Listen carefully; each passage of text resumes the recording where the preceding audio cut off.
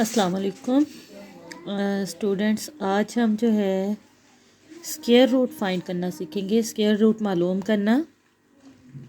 Square root जो है वो किसी चीज़ की हाफ पावर होती है, किसी चीज़ की 1/2 पावर। अब स्क्वायर रूट से पहले हम एक दफ़ा रिवाइज़ कर लेते हैं कि स्क्वायर क्या है।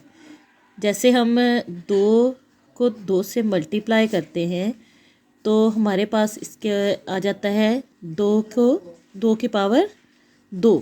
इसको हम ऐसे लिख सकते हैं 2 पावर 2। अच्छा, अगर हम इसका ऑपोजिट देखें, उल्ट देखें, स्क्वायर रूट क्या है? स्क्वायर का ऑपोजिट उल्ट। ये इसकी डबल पावर है और स्क्वायर रूट उसकी पावर होती है किसी चीज़ की पावर 1/2। जैसे 2 ज़रब 2 कितना है? 4। 4 की पावर 1/2। क्या 4 को हम ऐसे लिख सकते हैं? 2 की ताकत 2 और उसकी ताकत 1/2। अगर हमने इसका स्क्वायर रूट लेना है तो 4 का स्क्वायर रूट का क्या मतलब है? 4 का जज़र, उर्दू में हम इसको कहते हैं जज़र। जज़र क्या है? मुरब्बे का उलट। जज़र जो है वो मुरब्बे का उलट है। 4 का जज़र बराबर है 4 की ताकत 1/2, यानी इसकी ताकत 1/2। स्क्वायर जो है, अब हमने 4 को हम इसकी स्क्वायर की फॉर्म में अगर लिखेंगे तो वो 2 का स्क्वायर है। 2 ज़रब 2, 2 का स्क्वायर। तो 2 के स्क्वायर, इसकी ताकत 1/2। अब आगे जो हमने पावर ला किए हैं, हमें पता है पावर ला में 2 की ताकत 2 ज़रब 1/2। कौन सा पावर ला हम यहाँ पे यूज़ कर रहे हैं? ए की पावर n उसकी power n is equal to A की power m multiply n। A की ताकत m की ताकत n बराबर है ए की ताकत m ज़रब n। तो ये वाला रूल हमने यहाँ पे अप्लाई किया है। ये अप्लाई करके हमने इसका कहा कि 2 की ताकत 2 ज़रब 1/2। 2 और 2 कैंसिल हो गए तो हमारे पास आंसर कितना आ गया? 2। यानी 4 का जज़र या 4 का स्क्वायर रूट किसके बराबर है? 2 के। 4 का स्क्वायर रूट बराबर हो गया 2 के। अब जो है इसी तरह देखें, 9 किसका मुरब्बा होता है? 3 का। 3 ज़रब 3, इसको हम ऐसे लिख सकते हैं। ये इम्प्लाई कर रहा है, ये हमें जाहिर कर रहा है कि 3 की ताकत 2 उसका जज़र। और क्या इसको हम ऐसे लिखेंगे? 3 की ताकत 2 उसकी ताकत 1/2। 3 की ताकत 2 ज़रब 1/2। 2 और 2 कैंसिल, ये कितना आंसर आ गया? 3। तो 9 का जज़र किसके बराबर आ गया? 3 के। 9 का जज़र बराबर 3। अच्छा, अगर हम दूसरी तरफ देखें तो 3 का मुरब्बा बराबर 9 और 9 का जज़र बराबर 3। 9 का स्क्वायर रूट बराबर 3। जी अच्छा, कुछ जो है वो स्क्वायर रूट के लाज हैं। ज़रा देखें ये लाज। a मल्टीप्लाई b जज़र a multiply b whole square root is equal to a square root multiply b square root. a by b whole square root is equal to a square root divided by b square root. इनको भी हम explain कर लेते हैं। देखें ज़रा, a multiply b square root is equal to a square root multiply b square root. इसी तरह डिवीजन में है। अब इसका क्या मतलब है? जैसे हम कहें हमने 6 का स्क्वायर रूट है तो 6 का स्क्वायर रूट जो है वो हम इसको इस तरह लिख सकते हैं। 6 जो है इसके फैक्टर्स हैं 2 मल्टीप्लाई 3, इसके जायज़र भी हैं 2 ज़रब 3। तो इनको हम ऐसे लिख सकते हैं 2 का जज़र ज़रब 3 का जज़र। 2 का square 2 square root multiply 3 square root. इसी तरह डिवीजन में ये लास्ट जो है स्क्वायर रूट के लास्ट मल्टीप्लाई और डिवीजन के लास्ट हैं प्लस और माइनस में ये अप्लाई नहीं होते हैं। डिवीजन क्या देख लें?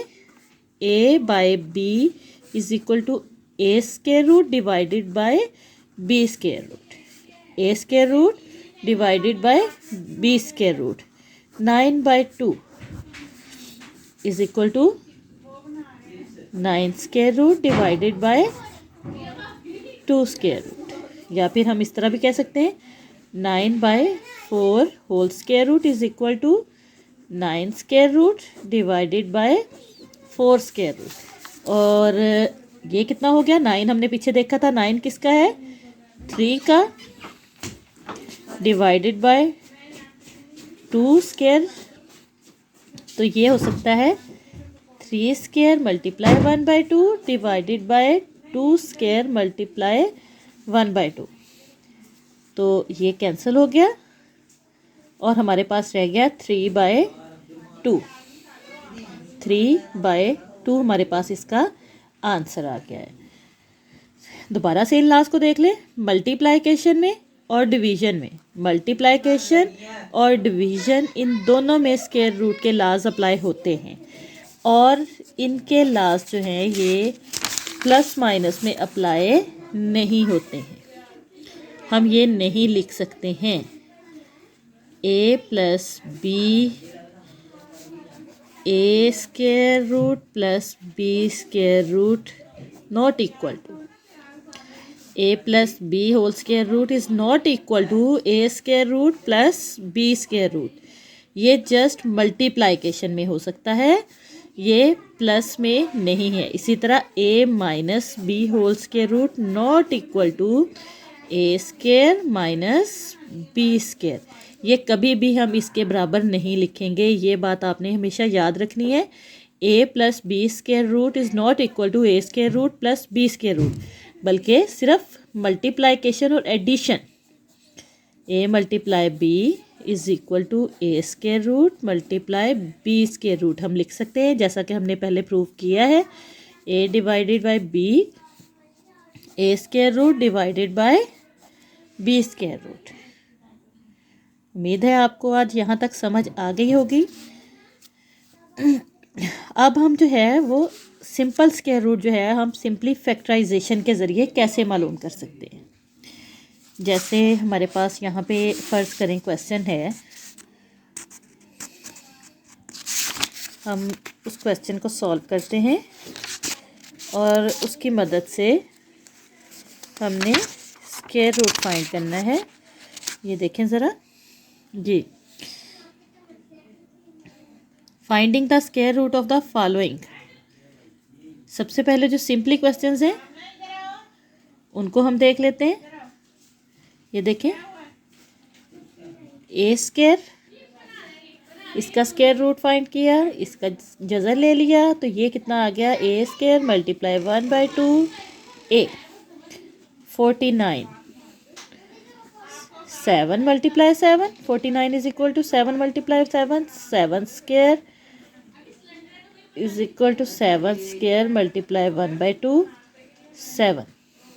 ठीक है, यहाँ तक जो है वो क्लियर हो गया है। आगे देखें जी, तो आगे हमारे पास हैं बाय फैक्टराइजेशन। प्राइम फैक्टर्स के ज़रिए हमने स्क्वायर रूट फाइंड करना है, तो उसका हम कैसे करेंगे। क्वेश्चन देखें 256। क्वेश्चन है हमारे पास 256। 256। अब इसकी प्राइम फैक्टराइजेशन निकालते हैं हम। मुफरद अज्जाए ज़रबी 256। 256 सबसे पहले हम सबसे छोटा प्राइम नंबर 2 इसके ऊपर हमने किया, फिर करके देखें।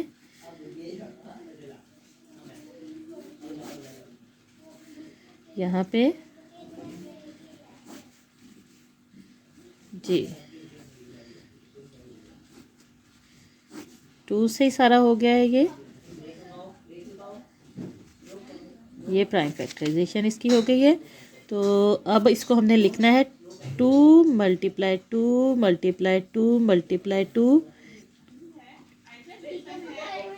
ठीक है, मल्टीप्लाई 2 मल्टीप्लाई 2 मल्टीप्लाई 2 मल्टीप्लाई 2। अब इसके जोड़े देखें, ये स्क्वायर हो गया, ये एक हो गया, एक जोड़ा ये और एक जोड़ा ये।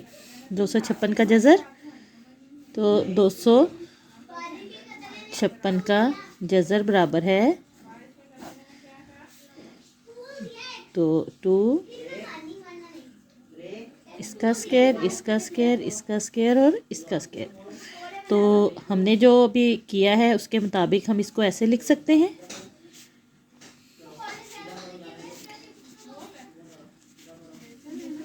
हमने ला अप्लाई किया है यहाँ पे